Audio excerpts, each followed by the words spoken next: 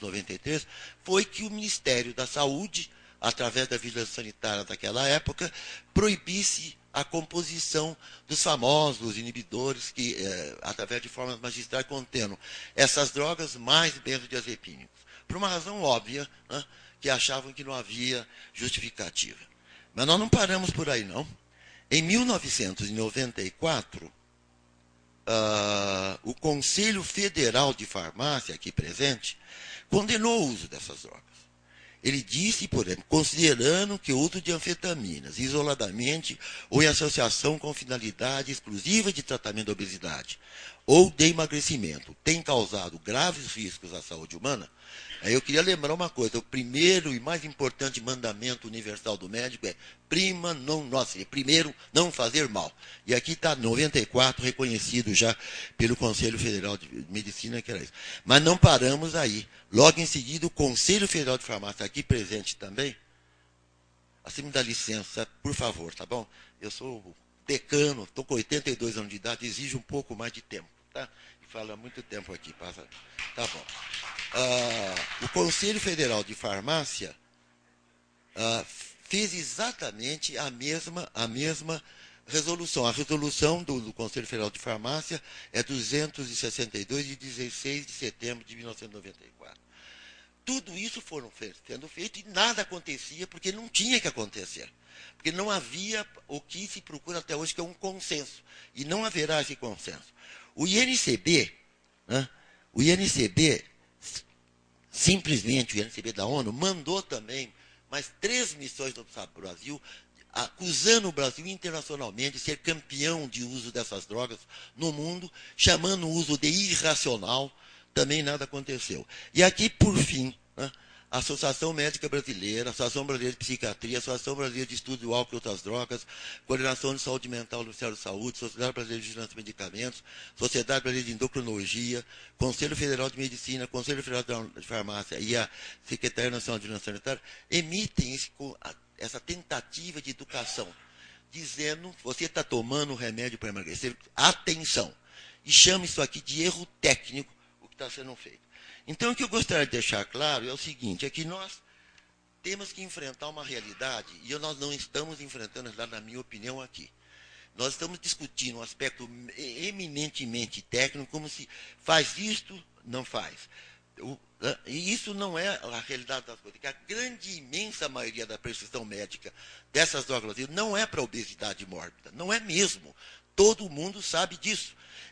Milhões e milhões de receitas são feitas para a perda de alguns quilinhos por motivo estético, por motivo realmente de cosmética. Isso é reconhecido também, é sabido também. Eu acho que nós devemos tentar discutir sobre esse ponto de vista. E, finalmente, acho que nós não vamos resolver nenhum problema se não resolvermos fazer o que já foi dito aqui, educação, e trabalhar realmente num programa de reeducação da cultura brasileira, que está distorcida por valores estéticos internacionais, da magreza, né, tipo Varapau, aquela mulher magrérrima, né, magérrima, que não condiz, inclusive, com o que eu acho da beleza da mulher brasileira. Muito obrigado. Convidamos agora o representante da Sobravime e a seguir a fala é do Dr. Anthony Wong.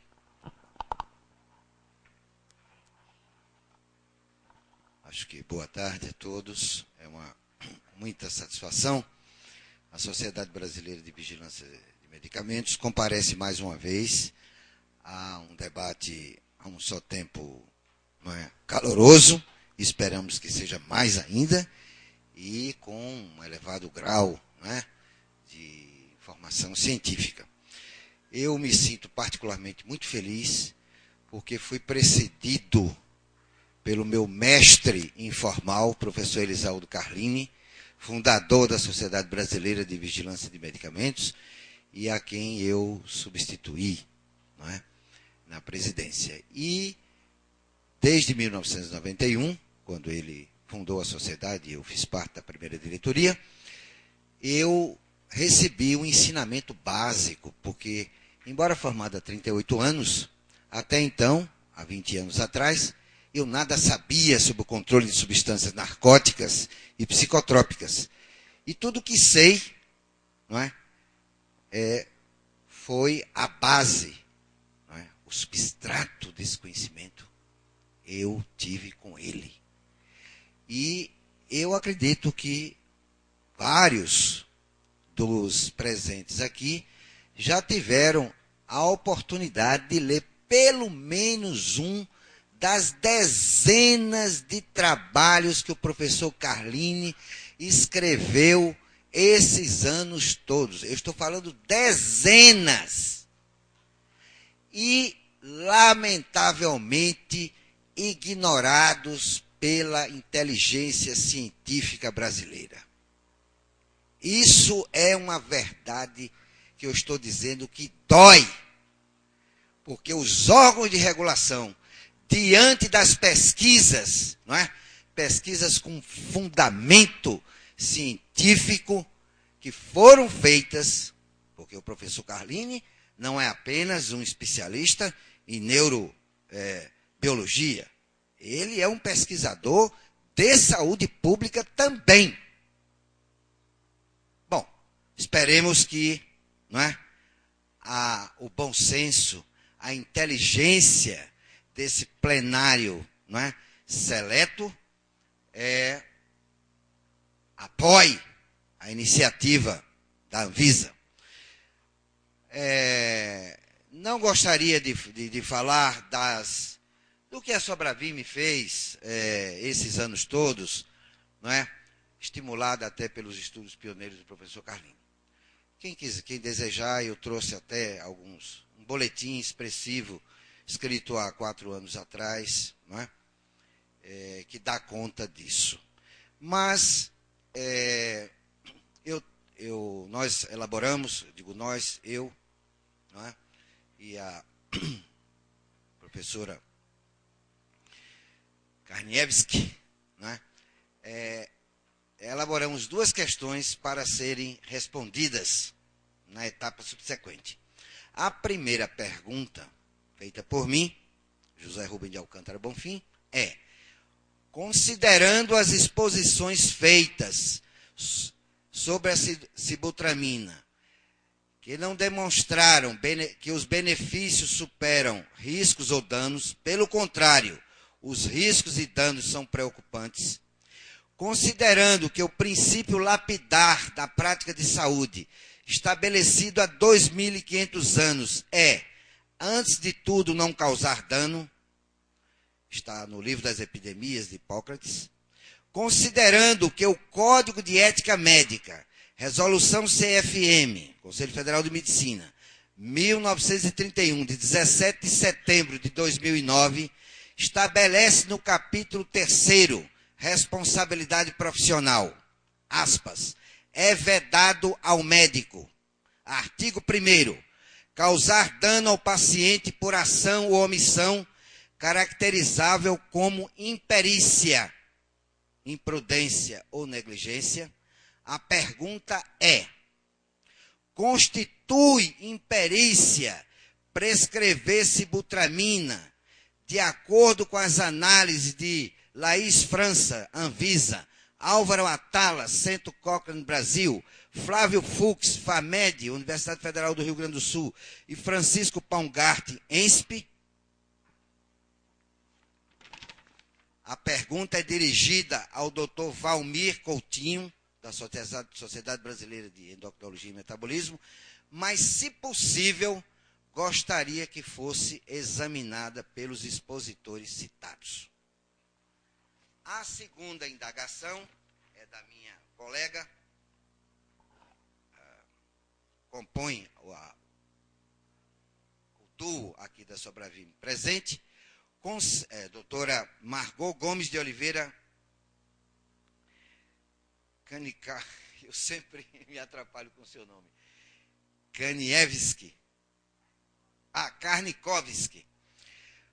Considerando as evidências de peso reduzido com a permanência de obesidade na maioria dos pacientes que fazem uso de sibutramina, considerando as reações adversas medicamentosas associadas ao uso desses medicamentos, que são clinicamente relevantes, considerando as dúvidas que pairam sobre a questão dos dos benefícios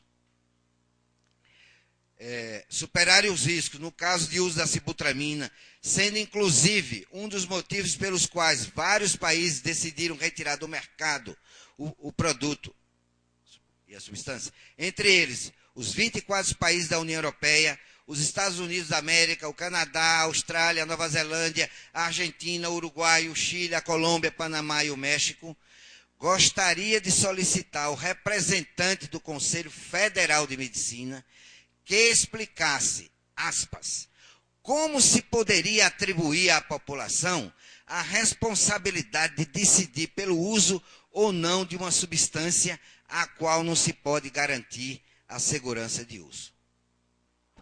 E agora nosso último inscrito, o Dr. Anthony Wong. Bom, eu tive a honra de ter o meu nome e não meus cargos, né? Eu sou Anthony Wong, sou membro do KTM, sou diretor do CEATOX, Centro de Assistência Toxicológica da Faculdade de Medicina da Universidade de São Paulo. E mais importante, acho que desde 1995 sou membro do Centro Participante dos Programas de Segurança Química, Segurança de Medicamentos, ou seja, o Drug Safety Program da Organização Mundial de Saúde. Há muitos anos que eu participo das reuniões anuais e a ênfase, aliás, participo junto com a Eugênia, muitos anos a OMS mudou a sua ênfase de no quanto faz um medicamento, de benefício do tratamento, pesando contra os riscos do tratamento, para um programa de segurança do paciente. Então a ênfase hoje é segurança do paciente, dentro dos programas. Isso provavelmente norteou o que foi mostrado ao FDA em questionar o uso do sibutramina, o próprio EMA colocar, não que ele melhorava, diminuía o peso, o sobrepeso, mas sim o que ele significaria em termos de segurança do paciente, como o professor Daniel Fuchs demonstrou também. Mas eu tive a pachorra de fazer um pequeno cálculo. Foi dito aqui que nós temos que reduzir o peso do paciente, que o problema, isso que levava à segurança. Os estudos mostraram que a sibutramina diminui o peso em torno de 5 quilos. Se nós colocamos que a indicação dela para IMC acima de 30, vamos colocar como programa, como exercício matemático, 35 de IMC. Vamos perder 5 quilos nessa pessoa de 1,70 m. Ao perder 5 quilos, o IMC dele baixa de 35 para 33,3. Se tiver 1,60 m de altura, o IMC de 35, ele vai perder 5 quilos, como eu falei, vai baixar de 35 para 33. E se tiver 1,80 m, ele vai baixar de 35 para 33,5. Gente, nós não fizemos nada. Ele continua dentro do grupo de risco. No entanto, vamos fazer o seguinte. 32 de IMC, 5 quilos. Ele perde e passa de 32 de IMC para 30,3. O que mostra que justamente o que o professor Carlini falou. O uso do medicamento, esses 4 milhões e poucos prescrições, esses números toneladas que são usados, não beneficia o paciente que está precisando perder peso. Não faz nada em termos de IMC, que é um fator de risco. Certo? Beneficia sim o paciente que quer perder peso esteticamente. E eleva, sobretudo, como o professor Daniel Fuchs mostrou, um problema de pressão arterial. Eu tive num churrasco outro dia, e o pessoal não posso comer pequeno, não gosto de comer bacon, porque se dá colesterol. Eu falei assim, não, o problema não é o colesterol, é aquele salgadinho que você está tomando, porque o sal vai aumentar a sua pressão. E realmente, o que mais aumenta o risco, o que mais causa mortalidade, é a elevação de peso, de pressão arterial. E isso que nós temos que levar em consideração como risco. E talvez isso tenha sido o fator primordial dos órgãos, como a EMA e a FDA, de retirar esse produto. Eu tenho que lembrar também que o sibutramina tem sido há muito tempo um objeto de controvérsias. Em 2002, 2001, a Itália já retirou do mercado porque matou, houve 2 ou 3 mortes. Naquele ano eu levantei junto aos relatos ao Uppsala Monitoring Center, que pega todos os relatos, etc. Em 2004 houve 36 mortes relacionadas